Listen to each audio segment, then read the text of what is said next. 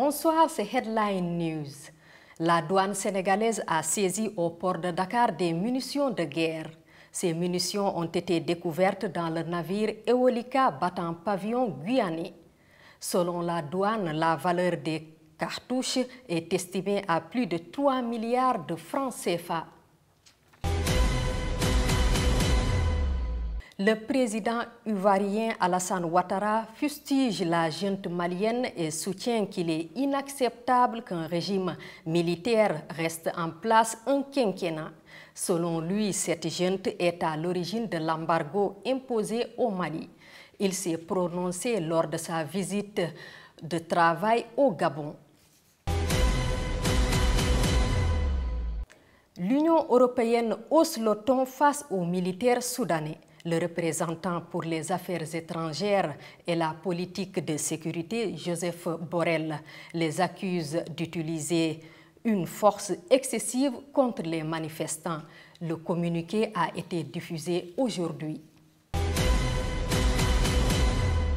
L'ancien président guinéen Alpha Condé a quitté hier Conakry pour les Émirats arabes unis pour des soins de santé.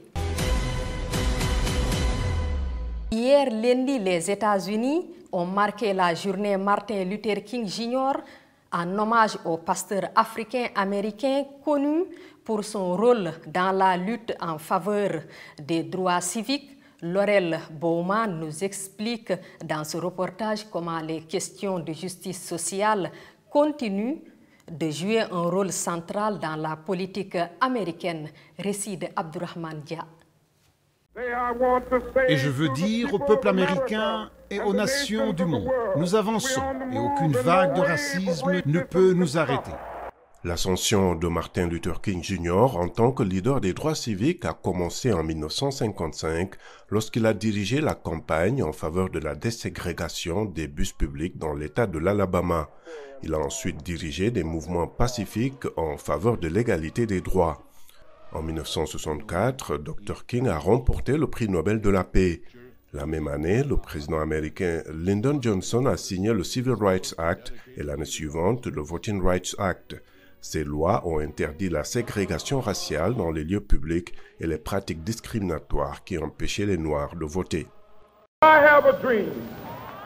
Je rêve que mes 4 petits-enfants vivront un jour dans une nation où ils ne seront pas jugés pour la couleur de leur peau, mais pour le contenu de leur caractère.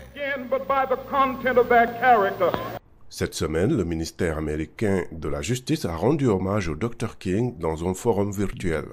Dr.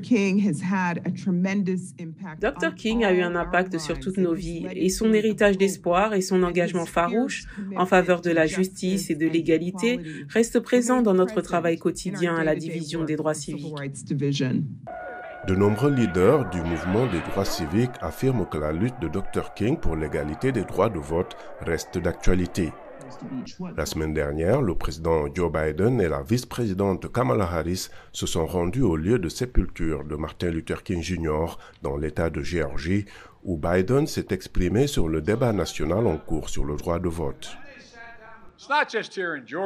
Ce n'est pas seulement ici, en Géorgie. Rien que l'année dernière, 19 États n'ont pas proposé, mais promulgué 34 lois attaquant le droit de vote. Il y a près de 400 projets de lois supplémentaires que les républicains ont tenté de faire adopter au niveau des États.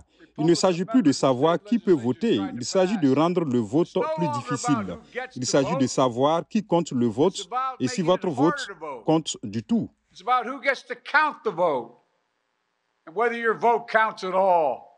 Les républicains rejettent les critiques de Biden, affirmant que leur camp cherche plutôt à protéger et non à contraindre le vote en Amérique.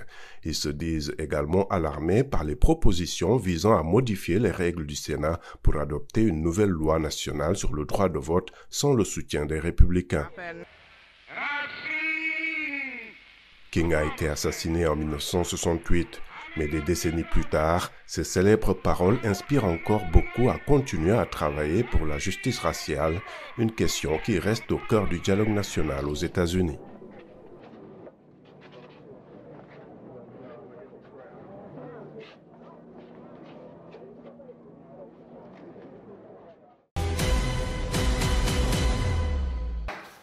Headline News, c'est fini. Restez sur BNews International. L'info y est continue.